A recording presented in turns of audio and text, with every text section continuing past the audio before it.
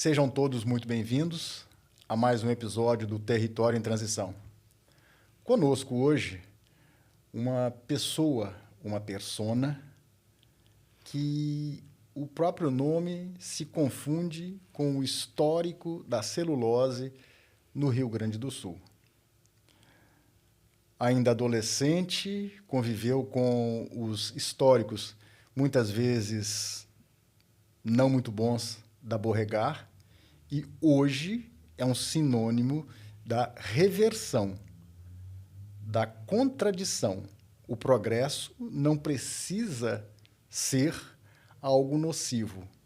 Ele pode se integrar ao território e à comunidade. Eu tenho um grande prazer de receber aqui para uma resenha para lá de instrutiva, Otemar Alencastro Santos, que eu acho que dispensa comentário, já foi engenheiro celulose do Rio Grande do Sul. Seja bem-vindo, Alencastro. Obrigado, Sacha. Esses dias eu recebi uma homenagem em função do meu aniversário, né? Recente agora, da minha filha, a escritora, a Clara Corleone. E aí ela contou uma pequena história, assim, né? E lá pelas tantas, assim, e aí, pai, tu não vai falar, porque era pelo meu aniversário, né?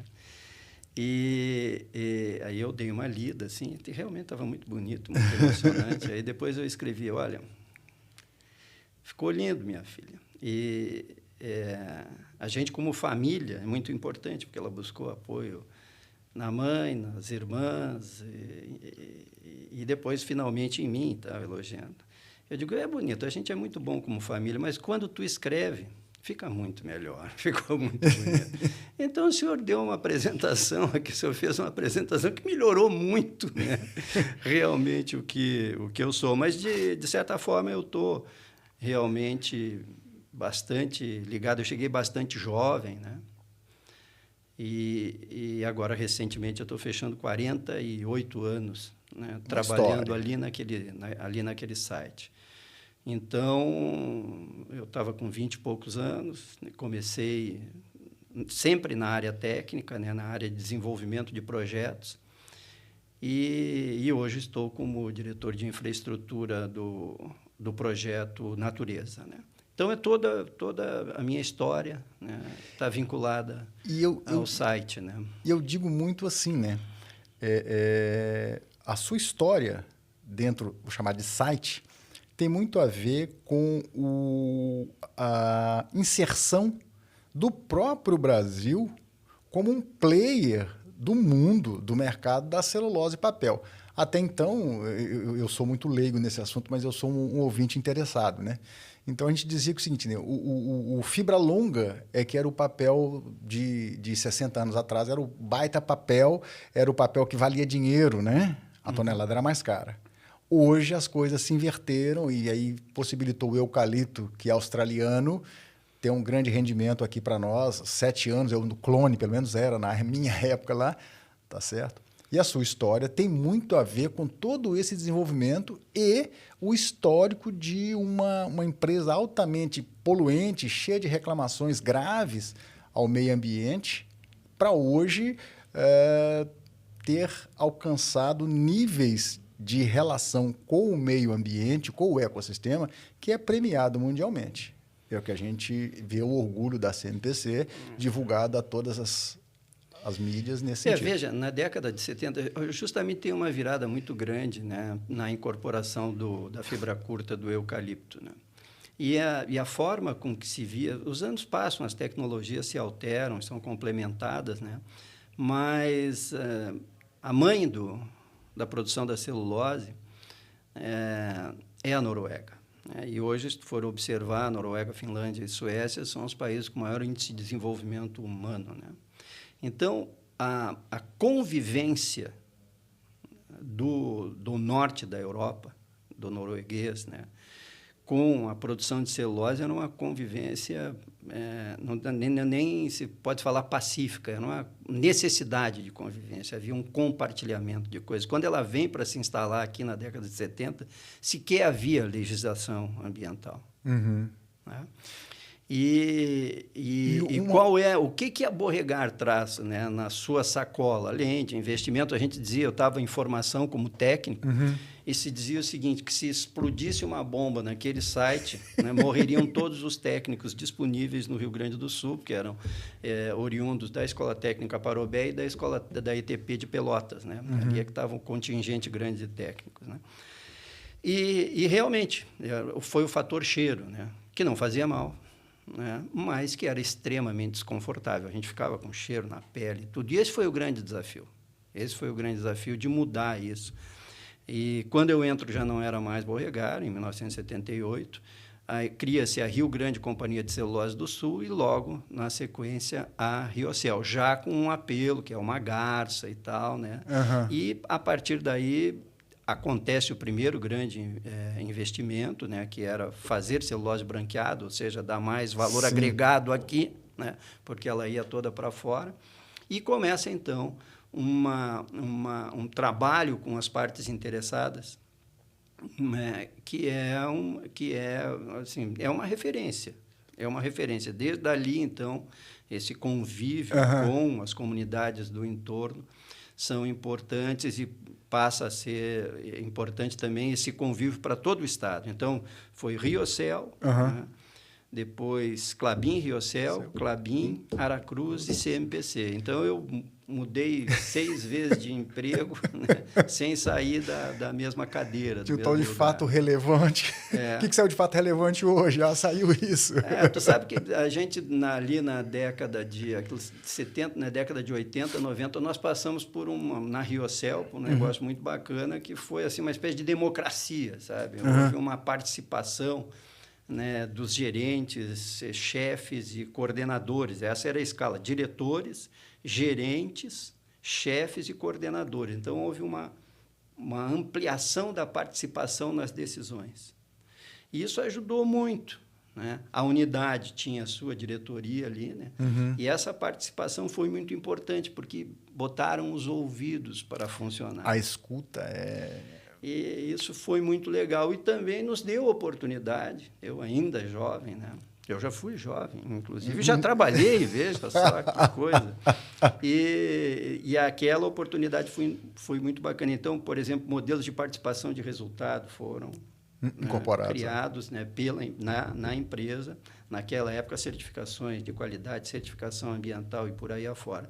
Mas a Riocel foi uma empresa que soube muito bem transformar essa visão que havia do início da década de 70, né, para uma visão mais moderna, né? A ponto de que, quando aconteceram os projetos ainda sob a luz da Riocel, eles foram amplamente bem recebidos, né, pela comunidade. E eu acho assim, a vinda do Walter Lídio Nunes, né, diretor histórico da Aracruz, né, que veio colocar a cereja no bolo, né, porque a gente sempre fala da licença técnica, licença ambiental, mas o Walter trouxe o conceito da licença social. Ele cunhou essa expressão, né? Então, nós precisamos ir além do que é o protocolo, ir além do que está estabelecido no processo, ir além da norma, né, e realmente ter um convívio, né? Ser aprovado é bom, legítimo. Mas ser querido é melhor, né? E aí ele, de alguma forma, me botou no meio desse rolo, né? Porque eu era engenheiro como todo mundo, né? Técnico, engenheiro, e seguia lá a cartilha, né? Como dizia uma amiga minha ainda do tempo de faculdade, eu namorei um cara da engenharia e quase desisti de homem, né? Como são chatos esses engenheiros, né? A gente é muita gente secreta, a gente é quântico, né? É muito quântico, é muito planilha. Você consegue planilhar? É o cara que escreve carta em Excel. Fala, porra, cara chato, né? Você não conhece outra coisa? E aí tu tem que falar com as pessoas, né? E entender as pessoas e ouvir as pessoas. Uma curiosidade muito interessante, né, que você disse dos países desenvolvidos, vou chamar de nórdicos e por aí. Né? Lembrei do Ola Braten aqui agora. Falando do Walter Lídio, lembrei do Ola aqui agora. Como ele sempre corrigia, não é Ola Braten, é Ula Broten. Ula Broten. Tu vê só. Vai saber, né? Bom, ele falava e ninguém dizia nada, né? Deixa assim. E aí, A Beauregard, ela tem uma defasagem anterior, desculpa. Ela foi de março e no meados, 3 meses, 90, não deu 120 dias, da primeira Conferência Mundial das Nações Unidas para o Meio Ambiente Humano. Então, isso era incipiente a nível global, né? Entendeu? O tal do meio ambiente. E o que me traz assim, né, muita, não vou dizer perplexidade, mas o que nos deixa assim, muito reflexivo, né, que a gente para pensar bastante, é que em 1972 eles falavam em meio ambiente humano. Hoje, a gente volta com essa ideia de que, olha, o território precisa estar dentro, mas estar junto. Né? E nesses 54 anos, nesse mais de meio século, a gente foi olhando, ou seja, nós fomos migrando para técnica, planilha, resultados, e o humano ele foi se distanciando e virando um telespectador do meio ambiente. Todo mundo dizendo, pois mas o que nós estamos fazendo com o meio ambiente? Com o meio ambiente é isso, como se nós não comêssemos, não respirássemos, não excretássemos, ou seja, não tivesse essa nossa troca, né? Quase que umbilical, ou seja, cara, o que nós fizemos hoje, nós vamos respirar daqui a pouco, o que eu descartar ali, eu vou beber depois, eu vou comer depois. E hoje, há algumas décadas, a gente tem voltado a sentir isso. Ou eu faço parte, eu sou integrante desse negócio. Lá em 72 falava que era meio ambiente humano, ou seja, não tem como dissociar. Tem uma... Se é verdade ou não, assim, a parte de processo do meio ambiente, ela acontece efetivamente na década de 80. Uhum. Eu não sou um especialista na área, mas é assim, é tipo 83, 84, 85, 86, por aí, é que começa a se falar de forma estruturada sobre meio ambiente mesmo.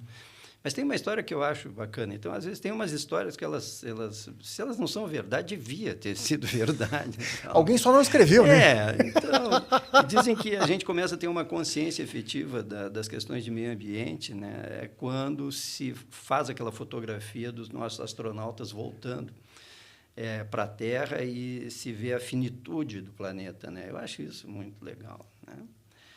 E depois também, quando a nossa pequena nave gira lá perto, né, dos confins, né, do sistema solar e vê que a Terra é uma coisa minúscula também, a gente passa a ter uma ideia de que a Terra, enfim, é o nosso quintal, e aí começa a haver uma consciência maior.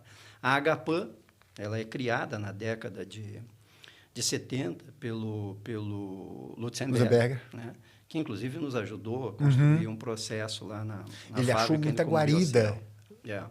dentro do meio lá. Ele foi, como criador da Agapan, dos responsáveis pela aquela batalha toda, né, com a Beauregard e depois também com a Riocel, mas houve uma guinada muito grande, para citar um outro grande gestor daquele site, que foi o Aldo Sani, falecido Aldo Sani, e o Aldo Sani convida o Lutz.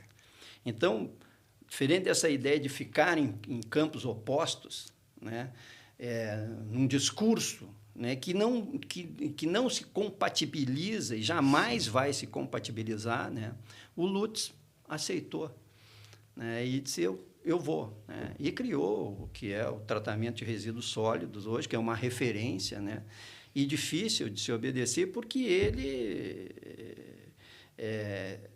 criou leis, ele conseguiu fazer com que houvesse espaço para que hoje se trata 100% dos resíduos sólidos gerados naquela companhia, e vai continuar se tratando esses resíduos sólidos na outra unidade, na Barra do Ribeiro, graças a ele.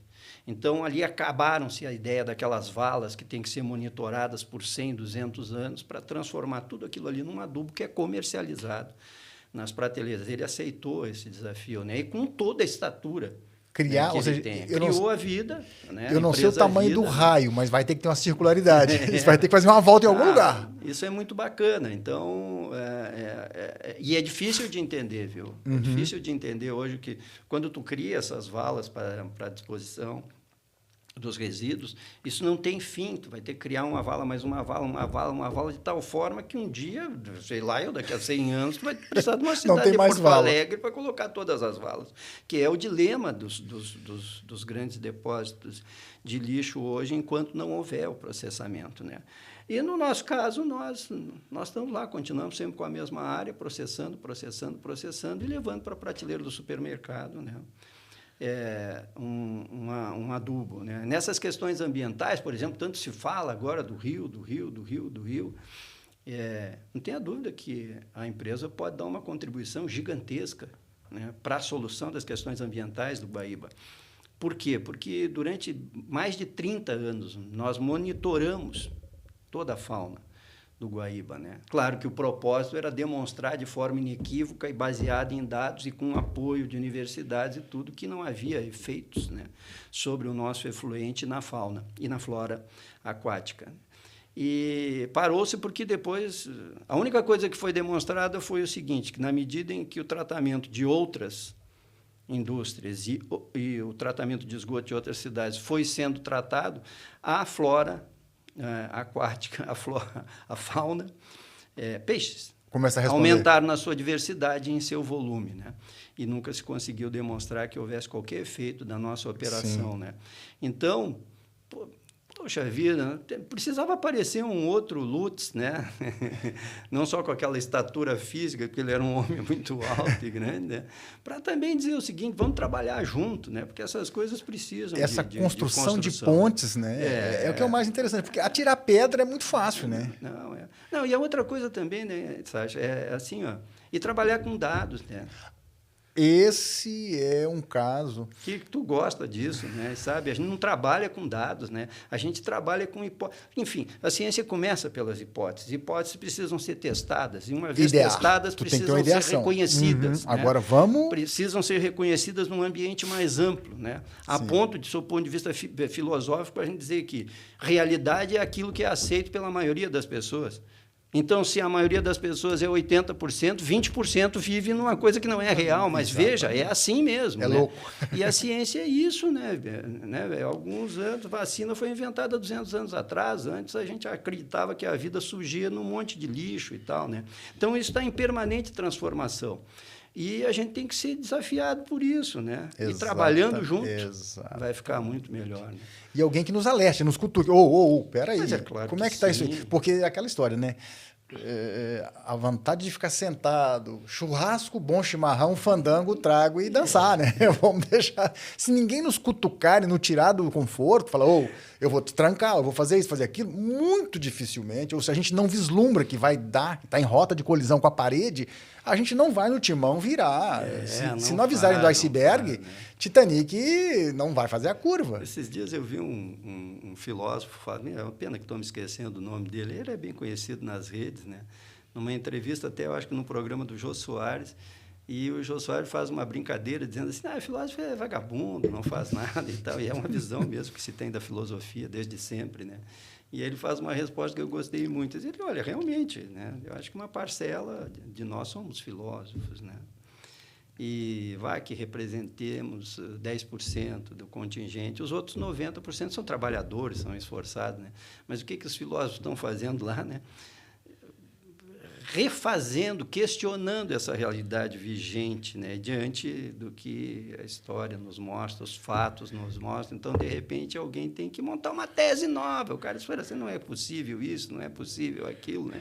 E as escolas de pensamento foram acontecendo e que transformações aconteceram e que explicações nós conseguimos dar, né? É a mesma coisa vale para nós, engenheiros, né? E que alguns de nós têm que continuar trabalhando nesse processo de transformação. Alguns de nós têm que trabalhar com implantação. Sim. E alguns de nós têm que trabalhar, é necessário que trabalhemos nesse processo de transformação.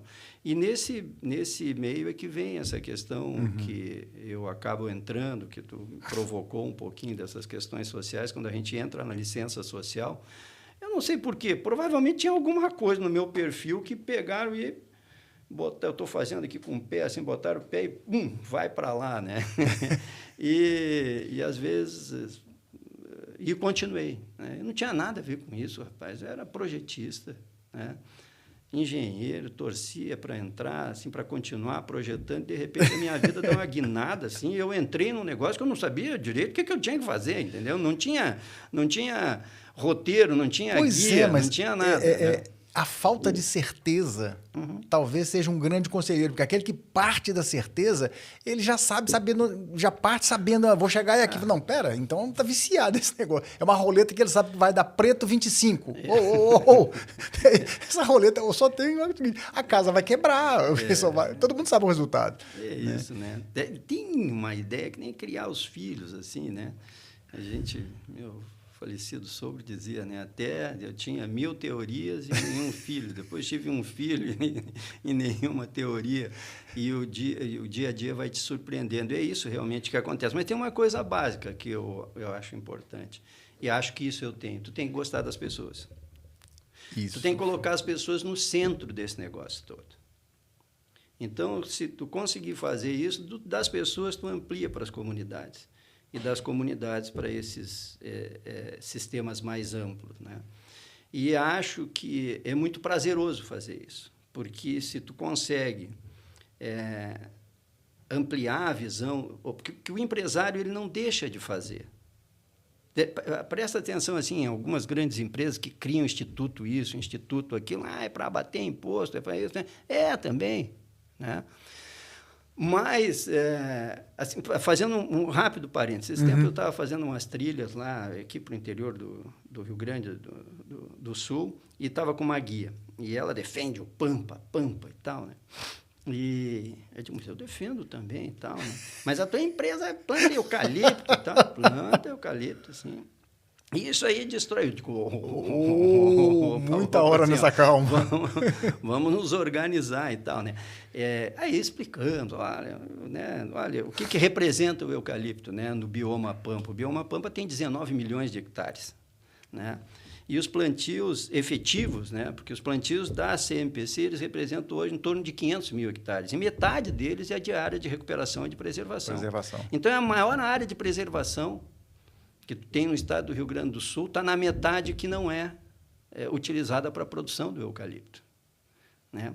Além de tu ter um selo que justifica, que dá garantia de sustentabilidade para isso, que é o selo do Dow Jones, né? E seguir institutos como o IFC, o ICF, né? E que nos dá a garantia assim, de que nós estamos trabalhando bem, né? Aí diz assim, então vocês são provocados? Sim, são. Qual é o problema de ser provocado?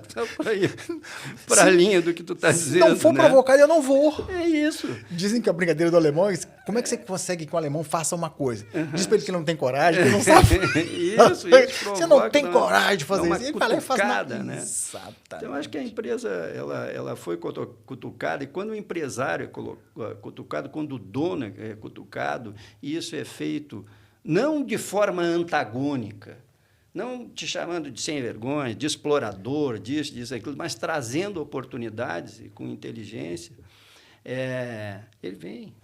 Abrindo uma porta para a condução das coisas. E aí está um exemplo, né?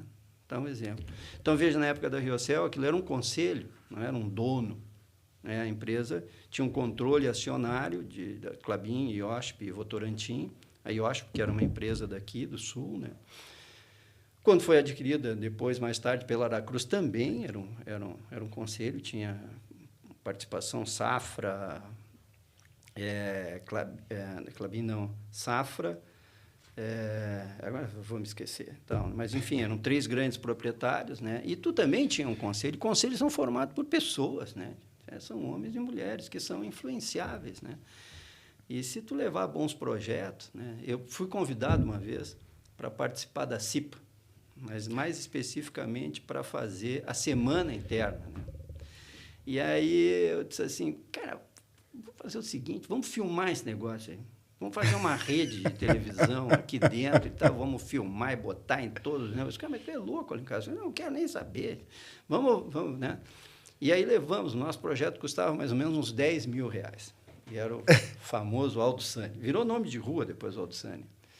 Aí nós éramos uma gurizada, tudo assim, né? Aí apresentamos o projeto, terminou, o velho olhou para os diretores e tal, e disse assim, tem tanta gente me apresentar, tanto troço chato aqui, agora vieram essa gurizada aqui. Gostei. Dá os 10 mil e bota mais um pouquinho aí para vocês fazendo essa começaram a pensar. Tudo vibrando. Então, cria um viés, cria uma alternativa, né? E assim se construiu essa licença social. E aí, esse processo que nos conduz à licença social, que é uma aproximação com as pessoas, com as comunidades e com as governanças, no sentido de tentar entender, isso acho, o que é necessário. E aí vem alguma coisa, e tu que tem trabalhado bastante nisso, vi teu livro e tal, né? Que é importante, que é o seguinte, às vezes, se nós não ouvirmos, se nós não entendermos direito quais são essas necessidades, nós podemos construir aparatos que depois não são sustentados por essas, né? Eles podem atender a um desejo de alguém, até de um governante mesmo, um prefeito, de um vereador, de um secretário, mas eles não estão em sintonia com as reais necessidades daquelas comunidades. Né? Eu enxergo, eu tenho essa visão, né?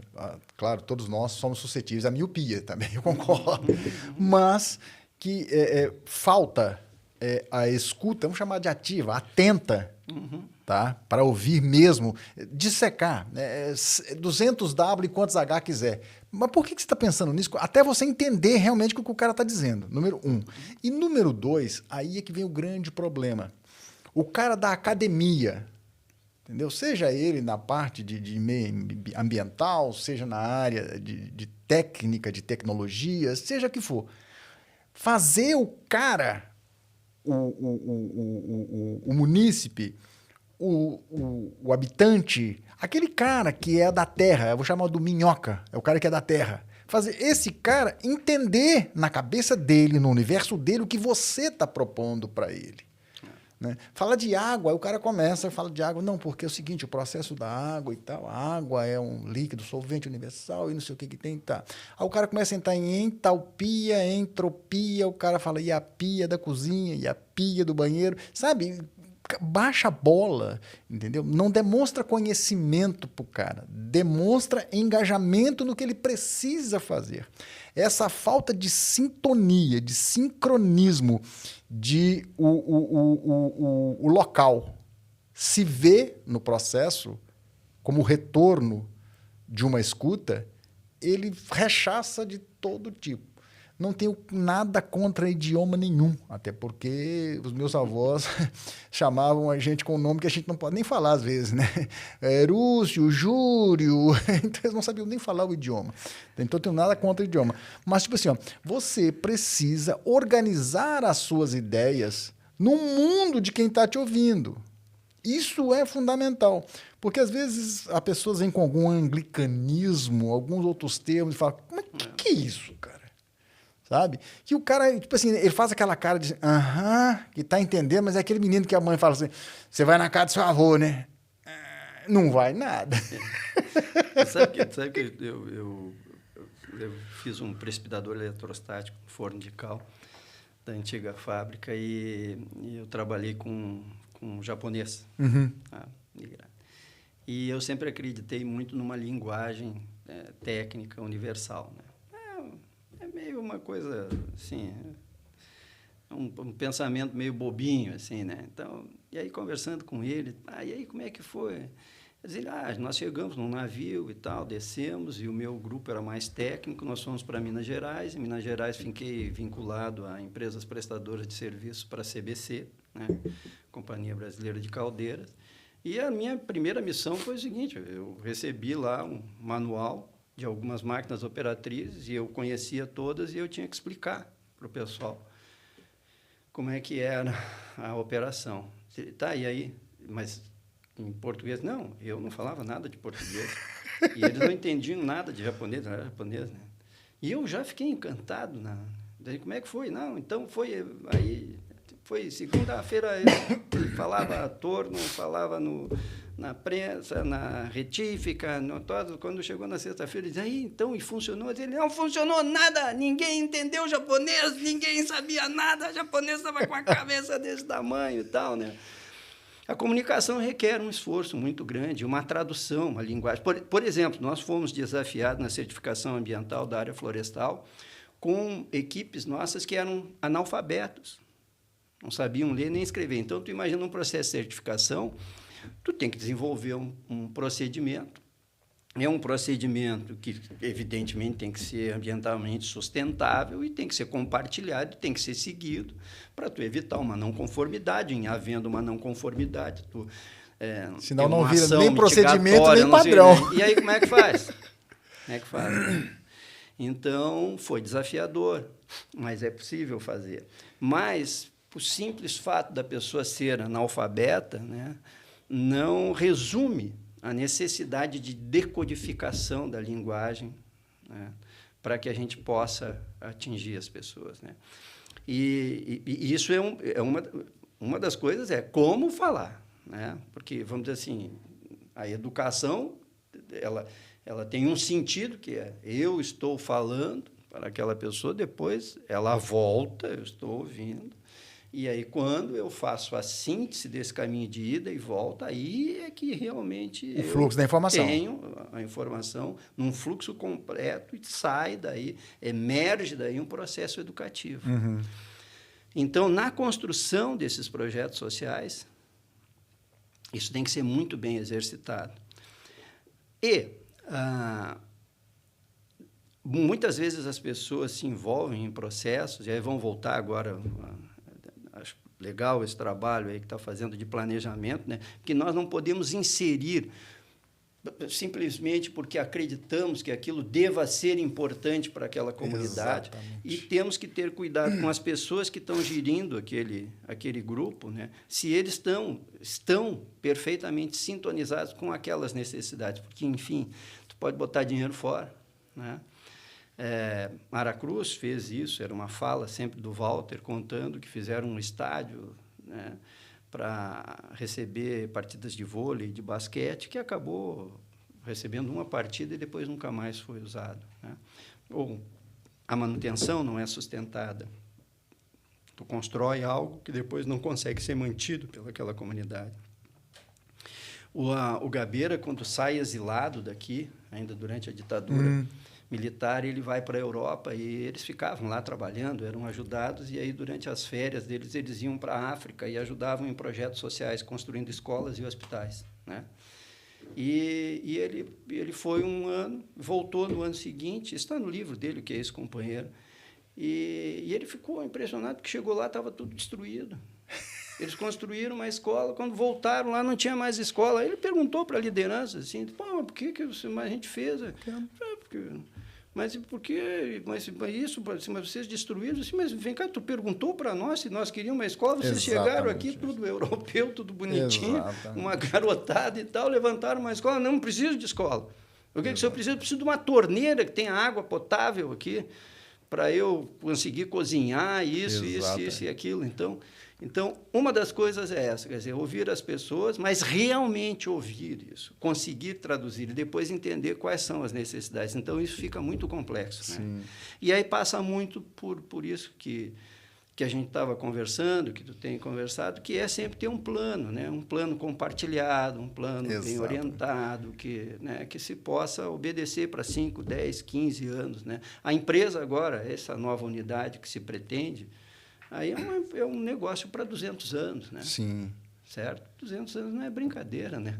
Eu acho que com muita boa vontade a gente planeja, talvez uns 50 dá para arriscar, né? Lá. Antes de eu ir lá para o site de Guaíba, eu vim da África para cá. Eu trabalhava lá. E aí essa experiência que tu me contaste aí do Gabeira me lembra o seguinte, né?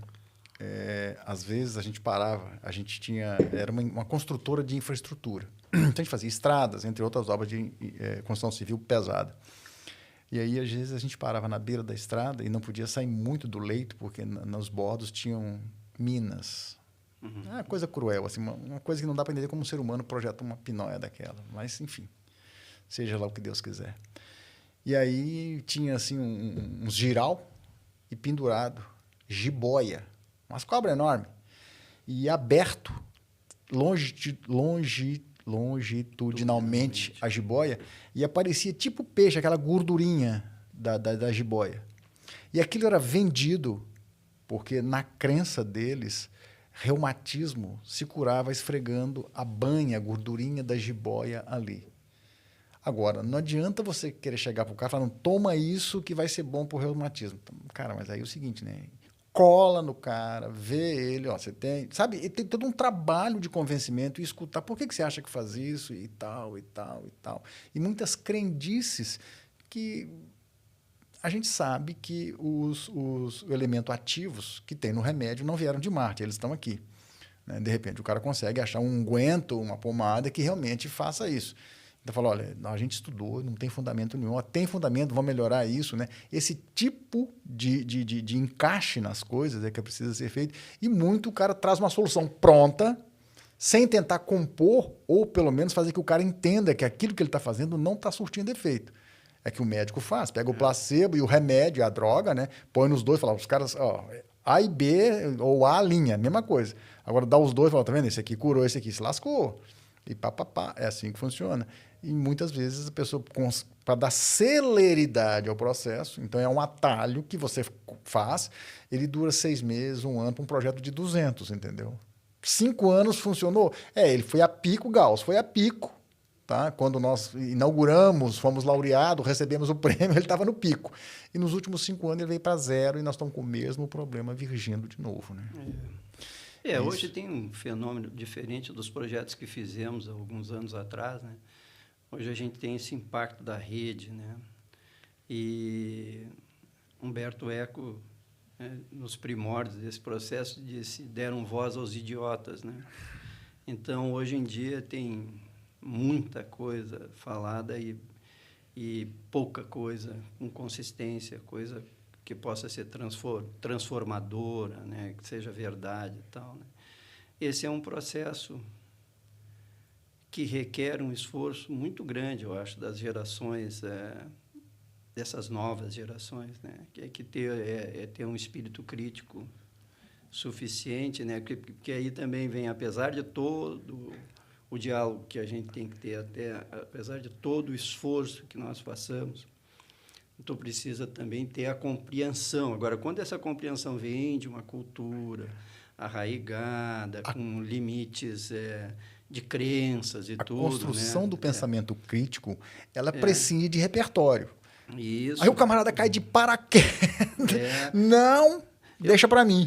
Tu sabe que eu estava vendo agora uma manifestação dizendo que esse fenômeno da inteligência artificial, pela primeira vez, é algo melhor compreendido e usado por velhos. Exatamente. E não por jovens. Então, um professor universitário ouviu uma citação de uma aluna, dizendo assim, mas professor, como é que eu vou conseguir usar isso que o senhor está usando? Como é que eu vou conseguir usar? E ele vai para uma reflexão justamente que é essa, né? Então, se tu não tem a preparação, se tu não incorporou, tu não é capaz de explorar na sua totalidade, né? Porque tu não sabe perguntar. E uma vez perguntado, tu não tem condições de analisar o conteúdo que te foi proposto. Então, isso é extremamente desafiador. Sim. Mas eu tenho uma confiança de que a humanidade se superou, né? Então, sim, haverão jovens, né, que saberão fazer um bom uso disso que está acontecendo. Mas agora, cara... Nessa transição... Eu vou te contar, é ridículo o que está acontecendo. Né? Porque eu ouvi alguém também falando que as pessoas deviam diminuir a autoestima está muito alta. Qualquer um pega uma porcaria dessa e sai falando um monte de asneira. Porque se uma coisa é mentira, tudo bem, tu vai lá, né? Fake news... Desmonta tudo, né? E pronto. Mas, às vezes, os caras falam uma bobagem com uma pseudociência, com um pseudoconhecimento. Isso é muito complicado. Nós não vamos conseguir construir um futuro consistente. Sofismo, veja como o Lutz vai numa aproximação e vamos manusear dados reais, vamos fazer construção em cima de uma base de dados, né? com uma base de dados inconsistente, com algo que não é firme para tu fazer essa construção. A falta de né? pensamento crítico, aquele... Sem falar no pensamento crítico. O John P. Ioannidis é um americano grego, filho de grego, e que ele fez uma pesquisa muito grande no trabalho científico e diz o seguinte, assim, as conclusões são horríveis. E aí é o seguinte, assim, cara, mas o problema é o seguinte, fazer ciência, produzir ciência requer dinheiro. Ciência, tecnologia, requer dinheiro. E aí alguém precisa de um resultado, o cara paga e fala, não, recorta para mim esse pedacinho e publica essa parte. A outra parte, não sei o que você faz com isso, mas o que me interessa, que eu estou financiando, é isso. Ele até te paga, às vezes não posso, seria uma ilação minha, né? Estou inferindo. Né? Isso aqui eu estou te pagando para esconder. Mas o que me interessa, eu estou te pagando para fazer isso aqui. Ó. Então, posso dizer isso? Pode. Olha, mas tem que tomar cuidado. Não, posso dizer? Pode. Então, diga isso. Pronto. Isso, olha, a gente precisa rever muito essas coisas. E aquela filósofa, psicanalista, a André Vermont, eu sou um crítico do hype. Aquilo que, tipo assim, ó, cara, todo verão tem que ter uma modinha, sabe? Aí era no verão. Agora, de toda semana, tem que ter uma modinha diferente. E aí ela diz o seguinte, né? Essa geração de agora, né, é a geração que menos namora, que menos tem relações íntimas.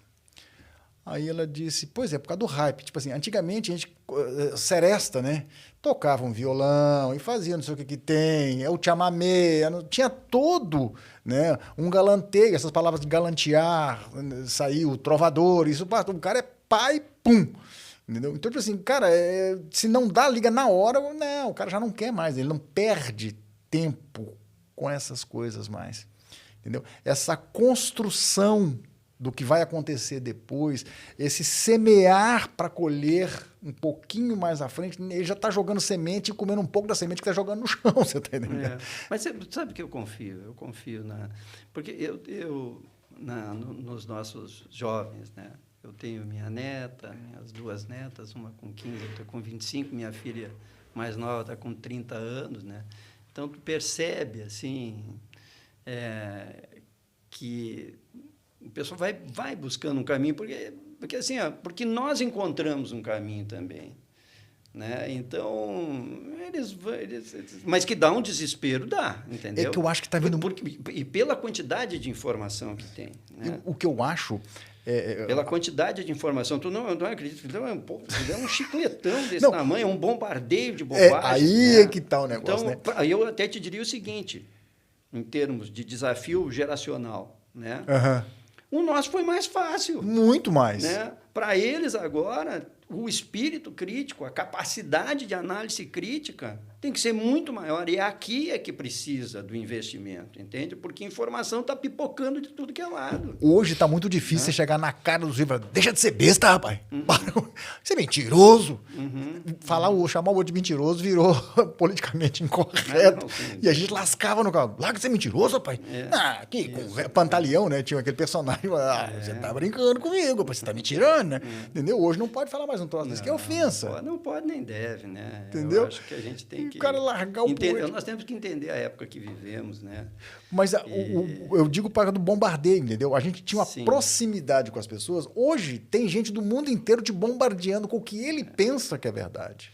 Então, mas veja, na nossa aproximação, nós também temos que ser mais elaborados. O desafio para nós também é filtrar, desenvolver, né? Esse espírito crítico. Filtrar. Né? É parte de responsabilidade nossa. A nossa aproximação para o desenvolvimento desses projetos sociais, né, é maior também, né? Porque mas não tem essa opção, não tem aquilo. Por exemplo, nós vamos lá para discutir lá na Barra do Ribeiro. Então, a pessoa tinha um projeto de contenção de cheias, né? Porque a gente faz isso. Opa. Né? Não, porque eu peguei aqui no celular que eu vi isso. Eu disse, nossa, isso é um trabalho de engenharia que, além de complexo, ele tem uma responsabilidade muito, muito grande. Porque eu faço, às vezes, eu exagero um pouco nos exemplos, né? porque eu acho que eles são importantes para a compreensão. Não é que vai acontecer, não é que eu queira que aconteça, ou, enfim. Né? O extremado facilita. Mas o extremado facilita, né, a visão, a visualização. Né? Então, tu imagina se o processo esse que faceiramente e ingenuamente a gente levanta uma vala, ela rompe e mata uma família, um pai, uma mãe, uma criancinha de 2 anos. Então, e aí, como é que fica? Como é que fica isso, né?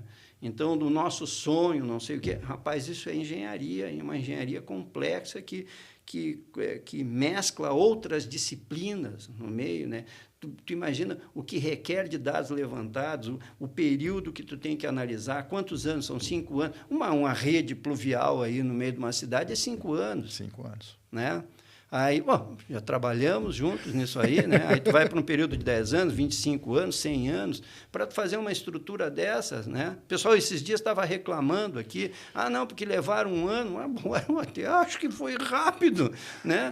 Para botar, para estudar, para fazer essa contenção aqui, para esse lado aqui de Canoas e também para a área de Eldorado. Não tô querendo dizer que não deviam ter sido mais céleres, não é isso. Eu estou dando colher de chá, né? Estou dizendo que isso requer, né, inteligência e conhecimento, base de dados, tecnologia, isso não é brincadeira. Então, eu acho que os jovens passam por um processo difícil, né, de desenvolvimento de um espírito crítico, né, para elaborar essa análise crítica. Sim. E nós temos que nós também somos desafiados, né? E debaixo desse guarda-chuva todo está o nosso esforço para esses projetos sociais.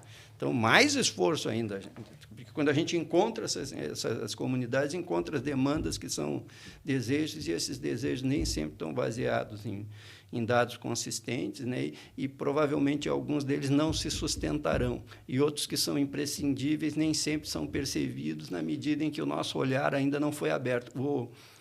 O Amir Klink tem uma história que eu acho muito bacana para planejamento. A filha dele é maravilhosa, essa menina, né? Mas ele também dá um duro nela, né? Porque ele não dá colher de chá, ela queria usar o barco dele, ela não deixou, não, vai tu arrumar teu barco, né? Mas ele conta uma história que, para a gente que trabalha com planejamento, é bacana, que ele diz o seguinte: quando ele fez a navegação na canoa, aquela dele, da travessia lá da África do Sul, que eu acho que foi isso, até a Bahia, ele não conseguia encontrar um mapa da costa da África naquela região, né? Do continente, lá para baixo, lá no sul. E pai, ele, mas não é possível que eu não consigo encontrar esse mapa e tal, né? E aí ele adoeceu, estava com uma gripe e foi visitado por um casal de navegadores, amigos dele, não sei qual era, né? E aí visitaram lá e trouxeram de presente para ele um abajur. E esse abajur tinha uma pantalha. E nessa pantalha estava um mapa da costa da África. Então, tu só vai encontrar aquilo que tu procura.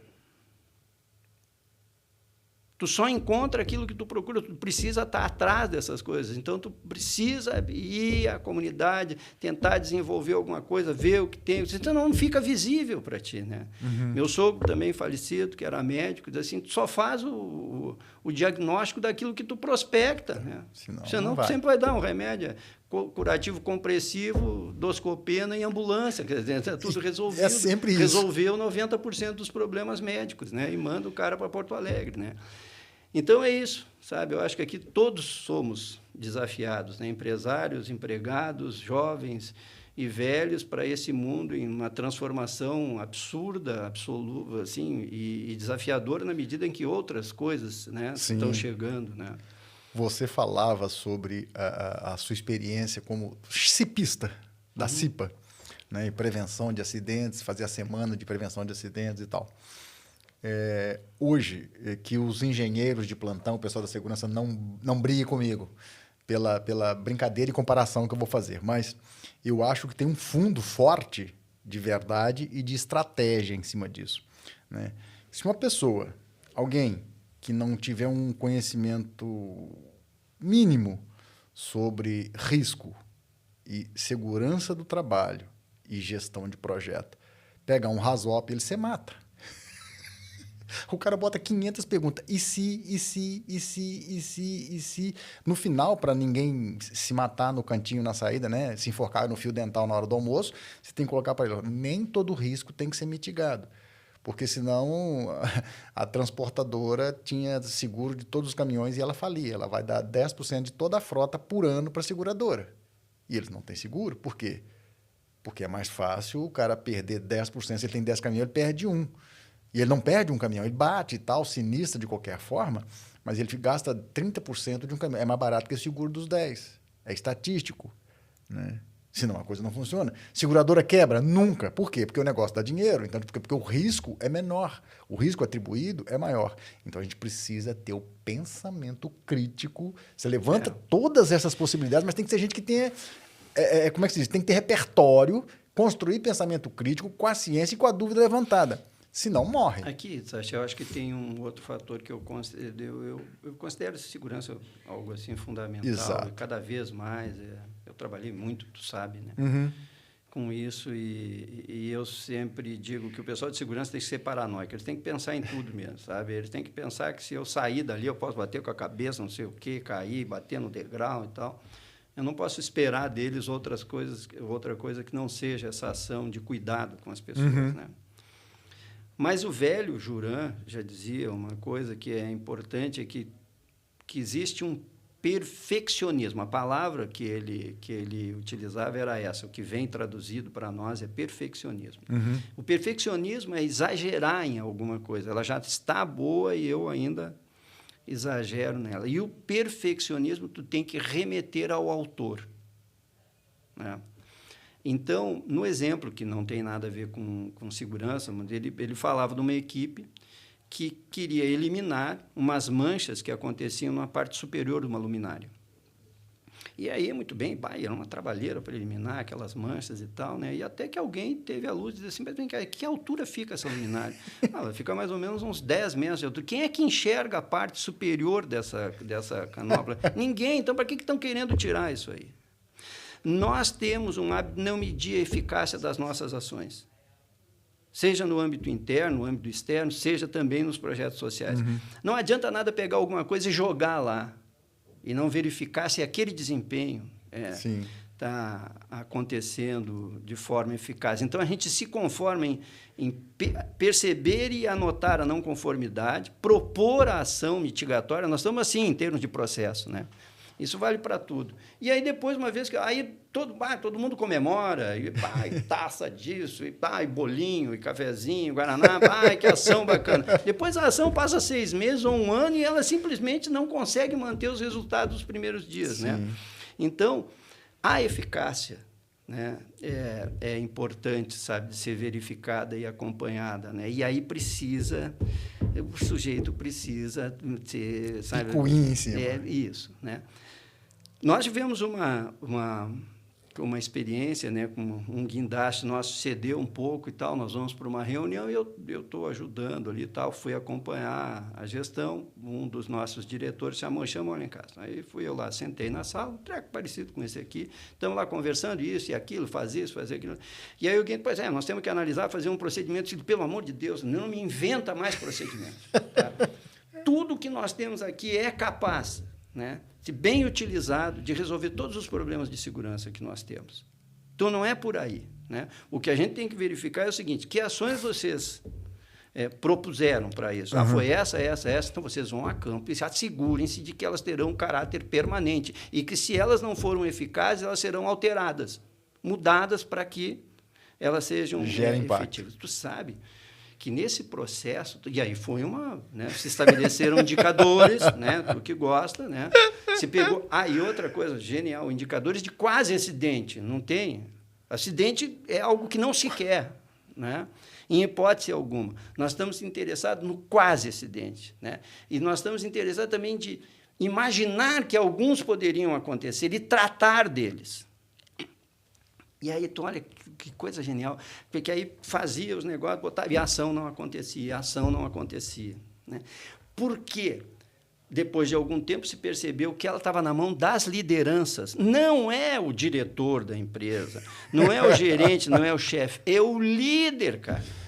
É o líder daquela equipe. Aquele sujeito tem 11 pessoas. Por exemplo, eu falo em 11, né? Tu lembra da base de construção do exército romano, que eram os 11, né? Depois a centúria é formada de X grupos e tal, né? Me lembro também de um tio meu que tinha o grupo dos 11 do Brizola, quando o Brizola queria enfrentar, né, o início da ditadura, criou o grupo dos 11, né? Cada um tinha seu fuzil e tudo, e dali sairiam todos armados. Ainda bem que não saíam, porque eu não ia perder metade da minha família e tal, né? Mas 11, por que 11? Né? Porque tu consegue observar e acompanhar. E aí, aquele cara consegue olhar os 11 que estão trabalhando para ele. E se aquele cara que está com problema de família, que está devendo, que o filho está com problema, que a mulher não sei quem, o outro está doente, que o irmão dele não sei o quê, que ele está se distraindo, o cara, amigo, aqui, dá um passinho para trás, bota o capacete, bota isso, bota aquilo e tal, né?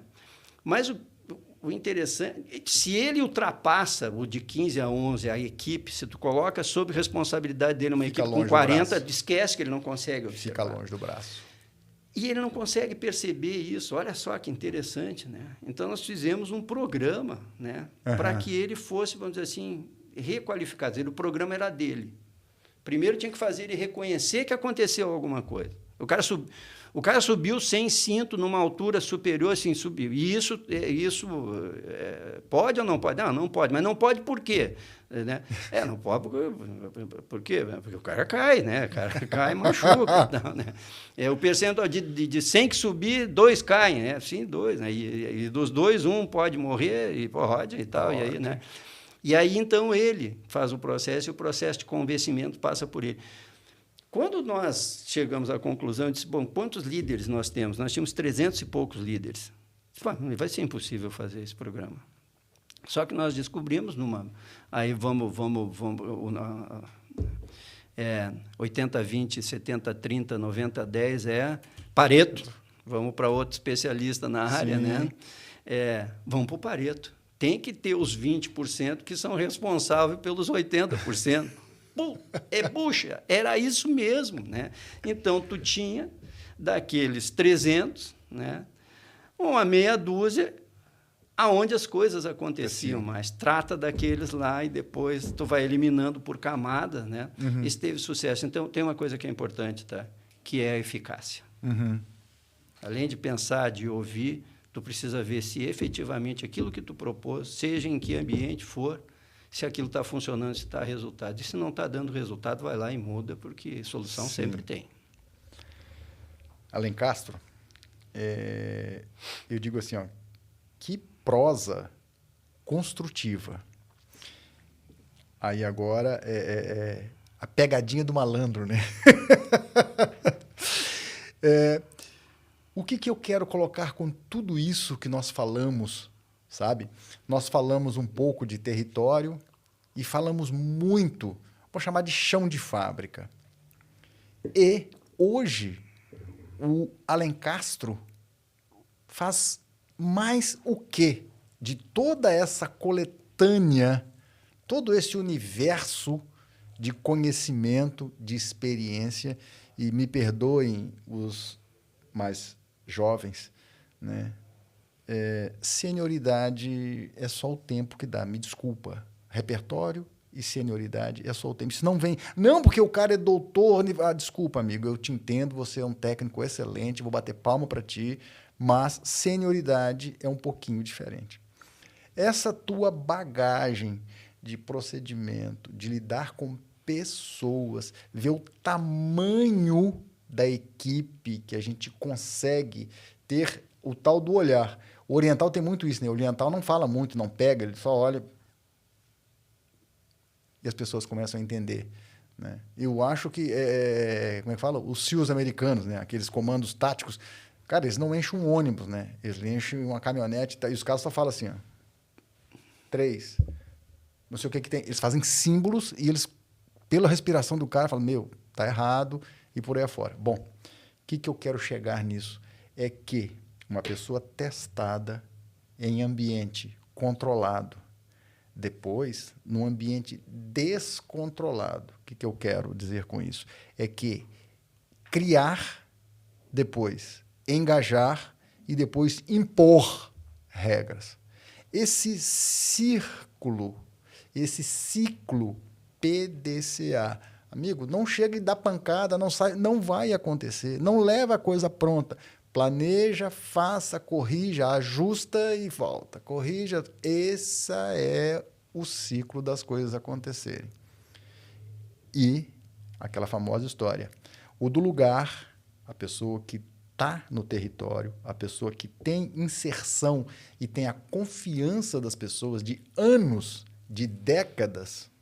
Não, mas eu falei com ele. Não, mas né, ele não vai fazer isso. Ah, mas ele não pode? Não vai. Não, o que é isso? Eu conheço ele. Né? É que faz com que as coisas comecem a tomar um caminho de construção e não de embate. Tipo assim, ele não veio aqui dar na minha cabeça. Ele veio aqui me propor algumas coisas e ouvir proposições e nós começarmos a construir. Nesse sentido, eu te pediria, né, para dizer para quem nos assiste o que você achou mais importante e mais interessante nessa sua jornada, né, de, eu vou chamar de papeleiro, ou papeleiro não no sentido, entende o que eu quero dizer, do setor de celulose e papel, que era chão de fábrica, tá certo? Ganhar autonomia, eu não vou dizer hierarquia, autonomia, porque é preciso ter liderança para fazer isso. Não adianta que, desculpa, mas liderança não é aquilo que você pode entender, ganhar alguns, mas não é assim. Não se fabrica um líder assim, é diferente, né?